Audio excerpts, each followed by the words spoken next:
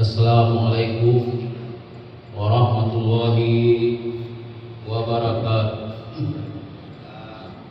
Alhamdulillahilladzi anzala al-Qur'ana hudan lin-nas wa bayyinatin minal huda wal furqan. Asyhadu an la ilaha illallah wahdahu la syarika lah wa asyhadu anna Muhammadan abduhu wa rasuluhu sallallahu alaihi wasallam. La nabiyya ba'da. Amma ba'du. Faqallahu ta'ala fil Qur'anil Karim. A'udzu billahi minasy syaithanir rajim. Bismillahirrahmanirrahim.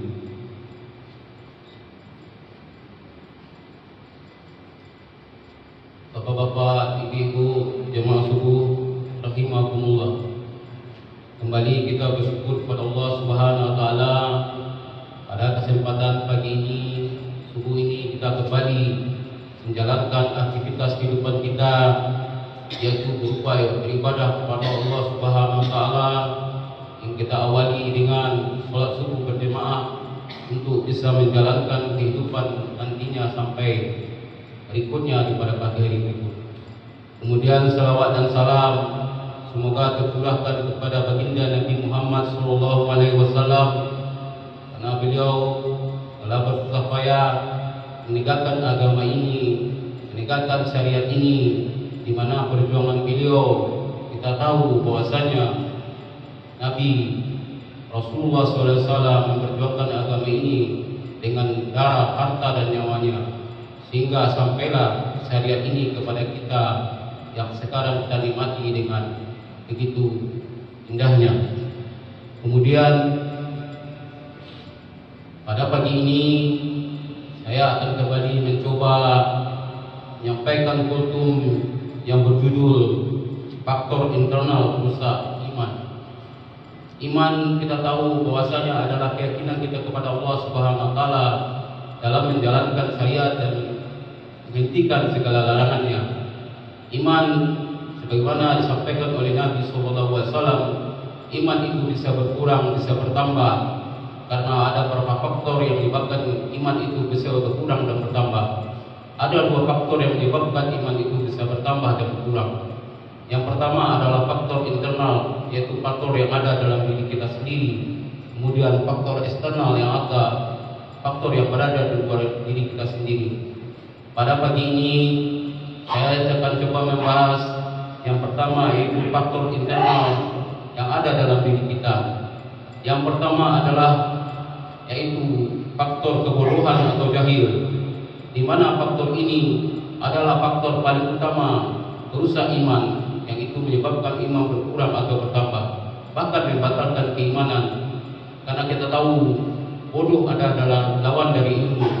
Seorang yang mempunyai ilmu tentang agama akan menambah keimanannya, sementara orang yang bodoh dalam ilmu agama akan mengurangi keimanannya, karena mereka tidak tahu apa-apa yang menyebabkan iman itu bertambah dan berkurang, sehingga semua akan dilanggar dan semua akan dijalankan dengan sesuka hatinya karena ketidaktahuan atau tidak tahu dengan berapa syariat yang Allah sampaikan. Hal ini sebagaimana Allah telah menyampaikan beberapa ayat, di antaranya yaitu surat Al-A'raf ayat 138 yang berbunyi, bagaimana Allah menyampaikan bahwa Nabi Musa menyampaikan kepada kaumnya, qala ya Musa, qalu ya Musa ij'al lana ilahan kama lahum ilahatan, qala a innakum qaumun tajhilun.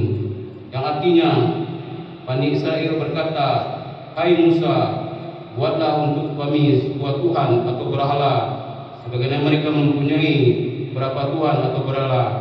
Musa menjawab, sesungguhnya kamu adalah kaum yang bodoh atau tidak mengetahui. Kemudian Allah juga menyampaikan dalam surat Al-An'am ayat 54-55 tentang Nabi Lut, yang artinya, dan ingatlah ketika dia berkata kepada kaumnya, mengapa kamu mengajarkan perbuatan faisah atau perbuatan keji, sedangkan kamu mengetahuinya? Kemudian mengapa kamu mendatang laki-laki untuk memenuhi nafsumu, sementara kamu tidak mendatangi wanita? sebenarnya kamu adalah kaum yang bodoh, tidak mengetahui karena atas perbuatanmu. Surat An-Naml ayat 54 dan 55. Banyak lagi ayat-ayat yang berhubungan dengan kebodohan para kaum yang disampaikan oleh Allah Subhanahu wa taala dalam beberapa surat. Kebodohan merupakan sumber yang paling utama dari beberapa penyakit dan musibah terbesar, karena seorang yang bodoh tidak tahu kemana arah jalan tujuannya mereka dalam menjalankan kehidupan ini, sehingga mereka hanya membuat sesuatu yang tidak ada aturannya sesuai dengan apa yang nafsu yang belaka mereka lakukan. Inilah suatu musibah, menyebabkan kebodohan, perusak iman. Inilah perusak iman yang pertama. Yang kedua adalah perusak iman, yaitu lalai dalam berbagai hal, terutama dalam menjalankan syariat Allah Subhanahu wa taala. Inilah lalai merupakan sesuatu yang di mana mereka bermalas-malasan, menyebabkan mereka tidak tahu apa tujuan penciptanya. Karena kita tahu manusia tujuan penciptanya adalah beribadah kepada Allah Subhanahu wa taala. Sebagaimana disampaikan dalam surat Az-Zariyat ayat 56, bahwasanya tujuan manusia dan jin diciptakan adalah untuk beribadah kepada Allah Subhanahu wa taala. Sehingga mereka lalai dalam menjalankan ibadah itu, menjalankan syariat-syariat Allah Subhanahu wa taala. Sebenarnya Allah sampaikan bahwasanya mereka lalai dalam hal perbuatan-perbuatan, sehingga mereka melakukan sesuatu yang mereka anggap sesuai dengan perbuatan mereka. Sebagaimana Allah sampaikan dalam surat An-Nisa, sesungguhnya dalam surat Yunus, sesungguhnya kebanyakan dari manusia lalai dari tanda-tanda kekuasaan Allah Subhanahu wa taala. Juga kita tahu dalam surat Al-Ma'un bahwasanya salah satu sebab orang lalai masuk dalam neraka adalah lalai dalam melakukan perintah-perintah Allah, dalam mengerjakan sholat, lalai dalam menjalankan hukum-hukum Allah, lalai dalam mengerjakan sesuai dengan tempat waktu. Kemudian faktor ketiga adalah ingkar kepada Allah Subhanahu wa taala. Di sini manusia yang ingkar kepada Allah Subhanahu wa taala sangat dicela oleh Allah Subhanahu wa taala. Sebagaimana disampaikan dalam surat As-Sajdah yang dibacakan oleh Imam tadi pada ayat 22. Waman aslamu mimma dzukira bi ayati rabbih summa a'rada anha innaman mujrimuna muntakimun. Yang artinya, dan siapakah yang lebih zalim daripada orang-orang yang telah diperingatkan dengan ayat-ayat Tuhannya, kemudian ia berpaling daripadanya. Sesungguhnya kami akan memberikan pembalasan kepada orang-orang yang berdosa. Surat As-Sajdah ayat 22. Inilah orang-orang yang mendustakan, yang merusak iman di mana mereka ingkar kepada Allah. Ini sangat dicela oleh Allah Subhanahu wa taala. Ini orang-orang yang sangat pembangkang, sebagaimana Bani Israel. Mereka mengatakan sami'na wa asaina. Seharusnya adalah sami'na wa ata'na. Apapun yang disampaikan oleh Al-Qur'an dan hadis yang sesuai dengan perintah Allah Subhanahu wa taala dan syariat dari Nabi Muhammad sallallahu alaihi wasallam, wajib kita lakukan, kita patuhi, kita dengar.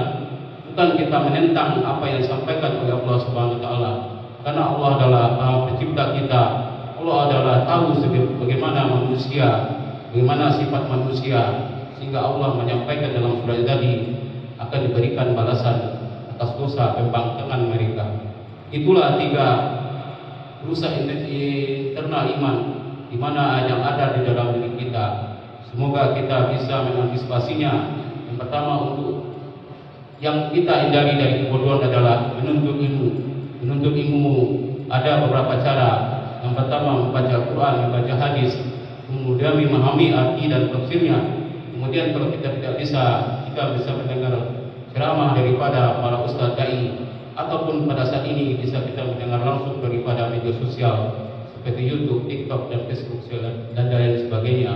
Sehingga tidak ada alasan kita untuk tidak berilmu, karena semua cara sudah ada teknologinya, sudah ada. Sampai di rumah kita bisa menikmati sambil beristirahat di dalam diri kita, bahwasanya ilmu harus didapatkan.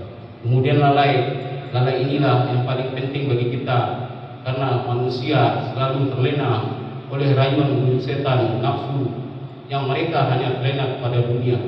Kemudian yang ketiga, ingkar inilah yang harus kita harapkan dengan kita sampai ikat kepada Allah Subhanahu wa taala. Sebagaimana disampaikan dalam surah As-Sajdah, bahwasanya pembalasannya adalah sangat besar sekali, akan dimasukkan kepada neraka jahanam, neraka yang paling buruk di dunia, di akhirat nanti.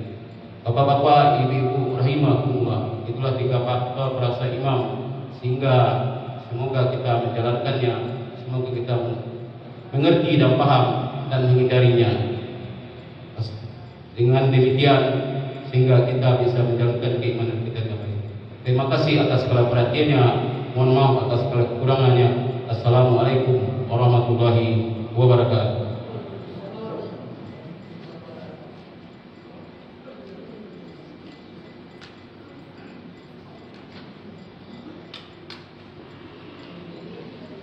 Gitu.